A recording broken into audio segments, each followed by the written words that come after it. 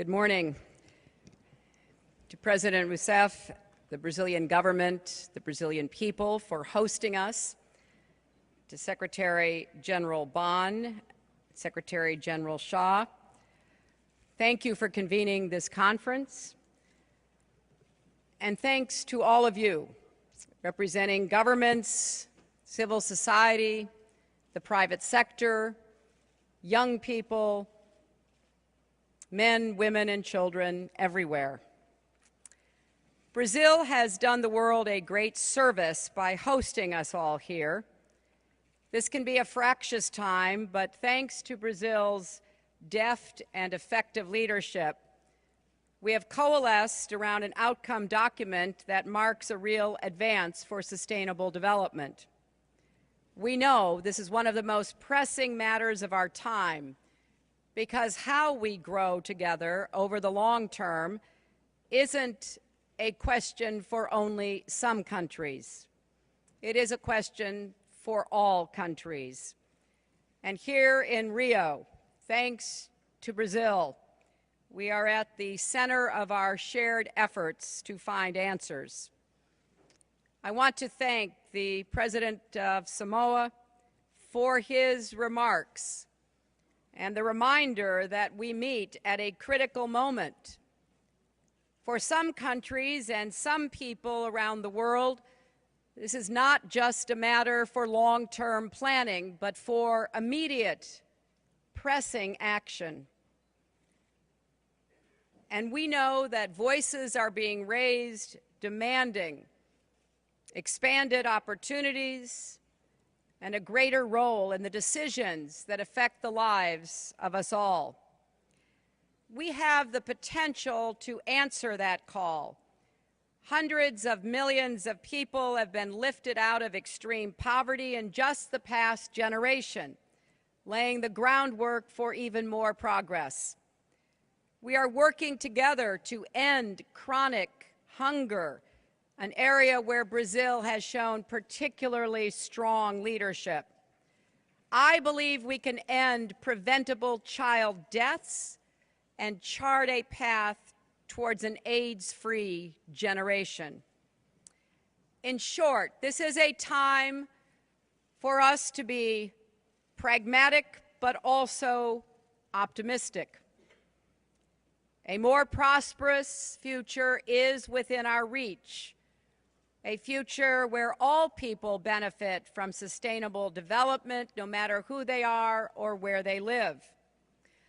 But let's be honest. We know what is possible. We know what we could do. But we also know that future is not guaranteed. Because the resources that we all depend upon, fresh water, thriving oceans, arable land, a stable climate, are under increasing pressure. And that is why in the 21st century, the only viable development is sustainable development. The only way to deliver lasting progress for everyone is by preserving our resources and protecting our common environment. So we have come together here in Rio to identify practical ways we can all promote sustainable development.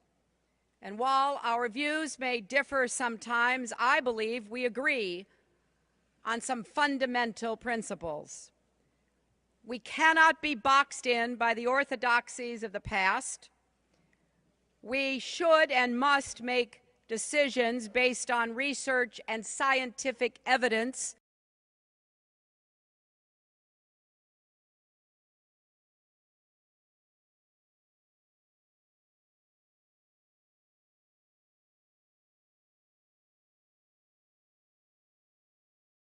about what works. And above all, we need fresh, agile, action-oriented partnerships that can produce results year after year after year. So while the outcome document adopted here contains many important principles and proposals, The most compelling products of this conference are the examples of new thinking that can lead to models for future action. It should be said of Rio that people left here thinking, as the late Steve Jobs put it, not just big, but different. We should be thinking different about harnessing the power of the market. Remember, in the 1960s, official development assistance accounted for 70% of the capital flows to developing nations. But today it amounts to only 13%, while at the same time development budgets have actually increased. Why is that? Well, you know very well. Because while continuing to provide assistance, the private sector investments using targeted resources and smart policies have catalyzed more balanced, inclusive, sustainable growth. The United States has taken this idea to heart, and earlier today, I helped launch a partnership between the United States and African nations that will use $20 million in U.S. government funding to unlock hundreds of millions of dollars in private financing for clean energy projects in Africa and beyond. It's part of our contribution to the United Nations Sustainable Energy for All initiative, which has secured significant private sector investments for sustainable energy. And we hope to see even more coming out of Rio. You also see the power of the market in the Global Alliance for Clean Cook Stoves, which aims to help 100 million families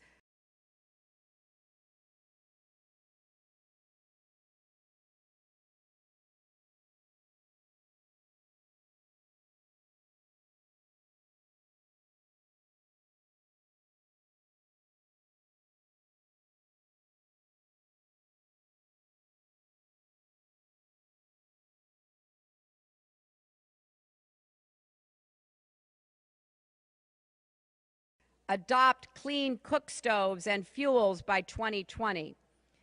By supporting consumer research and creating incentives for manufacturers, we're helping to create a market for stoves that people will pay for and use, while at the same time preventing health problems in women and children and cleaning the air of black soot.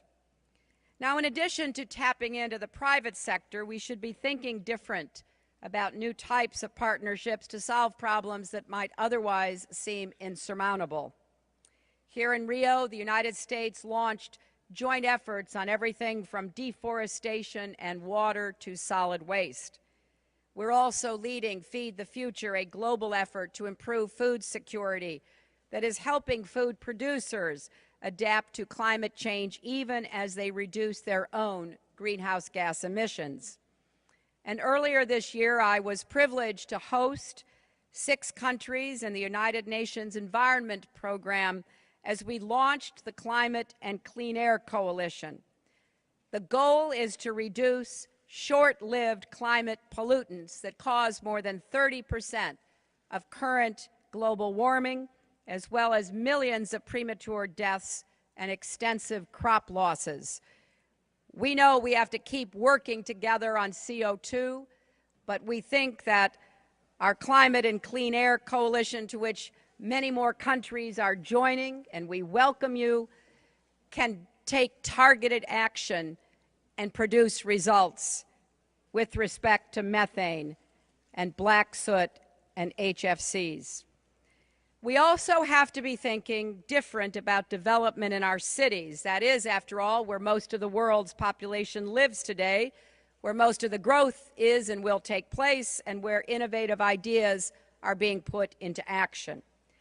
Under the joint initiative on urban sustainability that President Rousseff and President Obama kicked off last year, we are bringing political officials from every level, from state, county, local, municipalities together, along with industry leaders and developers, to find creative ways to generate sustainable economic growth.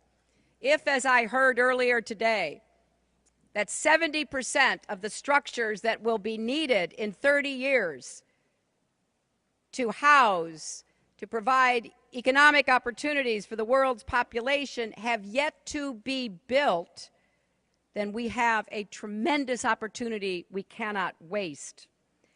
And finally, the only prosperous, sustainable economy is an inclusive economy. That means we should think different about how we recognize the needs of workers in the informal economy, how we unleash the talent and energy of young people, and how we act on the compelling evidence most recently published by the World Bank that women are essential drivers of sustainable development. I applaud the bold call to action issued here in Rio by UN Women, and likewise the Rio +20 outcome document devotes a strong section to expanding opportunities for women. And while I am very pleased that this year's outcome document endorses sexual and reproductive health and universal access to family planning, to reach our goals in sustainable development, we also have to ensure women's reproductive rights. Women must be empowered to make decisions about whether and when to have children. And the United States will continue to work to ensure that those rights are respected in international agreements. Now, none of this is an abstract discussion. There is just too much at stake, too much still to be done. And many of you visited the U.S. Center here in Rio and saw practical solutions related to some of the work I've discussed and other goals we hold in common. We believe solutions require action by all of us. Governments, yes. Let's do our part. Let's do more than our part. Let's pave the way for more clean energy investments. Take on the entrenched political and economic interests that stand in the way of clean energy, technology, and sources being used in nations around the world. Let's use the private sector, particularly the consumer goods companies, as they have agreed to do, to make sure they have sustainable supply chains, the right kind of packaging and marketing that puts the least amount of burden on the earth we share. Let's bring in the nonprofits, the civil society organizations, faith groups, individuals, all of us committed to realizing the sustainable development goals that we have embraced. We know that we will be judged not by what we say, nor even by what we intend to do, but by whether we deliver results for people alive today and whether we keep faith with future generations. I'm very honored to be here with all of you, and I pledge my country's, the Obama administration's, and my own personal efforts to continue our work together. We simply cannot afford to fail. Thank you all very much.